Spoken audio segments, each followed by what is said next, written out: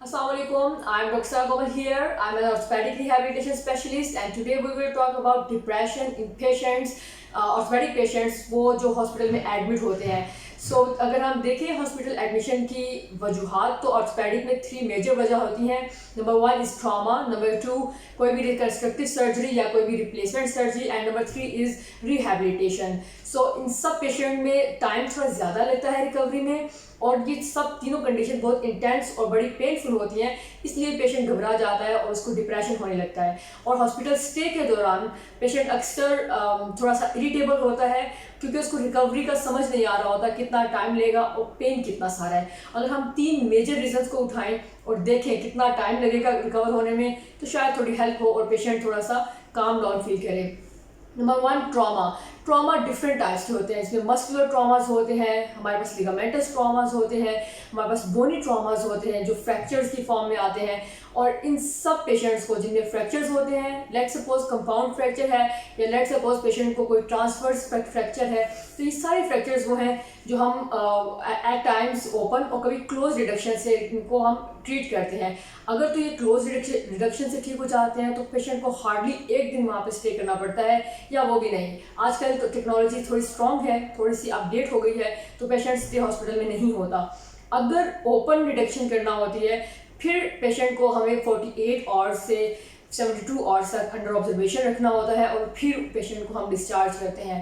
But at times ऐसा होता है कि पेशेंट की कंडीशन थोड़ी स्टेबल होती है तो 48 आवर्स के बाद पेशेंट को डिस्चार्ज कर दिया जाता है.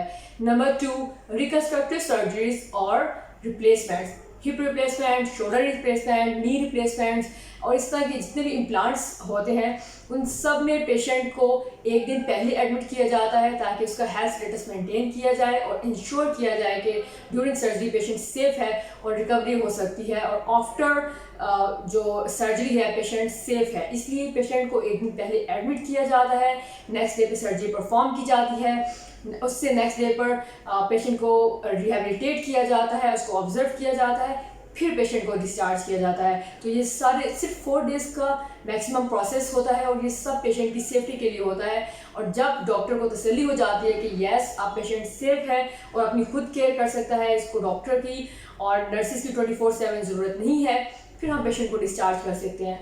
Number 3 is rehabilitation. जब भी कोई ऑर्थोपेडिक में ट्रॉमा का पेशेंट होता है या फिर रिकन्स्ट्रक्टिव सर्जरी का पेशेंट है उनको रिहैबिलिटेशन रिक्वायर होती है. सर्जरी के बाद सारा बर्डन रिहैबिलिटेशन पे होता है कि वो पेशेंट को किस तरह ट्रीट करते हैं और कितनी जल्दी उसको रिहैबिलिटेट करके बैक टू नॉर्मल लाइफ लाते हैं. सिर्फ उस चक्कर में थोड़ा सा पेशेंट डिले होता है. पेशेंट को एक मज़ीद दिन हॉस्पिटल में स्टे करना होता है ताकि जो रिहैबिलिटेशन स्पेशलिस्ट है वो पूरा कंसल्ट कर लें उनको, उनकी A to Z पूरी चीज़ें चेक कर लें और फिर क्लियर करके उनको डिस्चार्ज करें. Everything is actually happening for the sake of patients health. उसमें डॉक्टर्स का खुद कोई फ़ायदा नहीं होता, बल्कि जब एक पेशेंट हॉस्पिटल में एडमिट होता है तो एक बहुत बड़ा डिप्रेशन और बहुत बड़ी एक चैलेंज डॉक्टर्स के ऊपर आ जाता है कि आपने इस पेशेंट को ठीक करना है विद इन आवर्स और फिर आपने उसको back to normal walking condition में वापस भेजना है.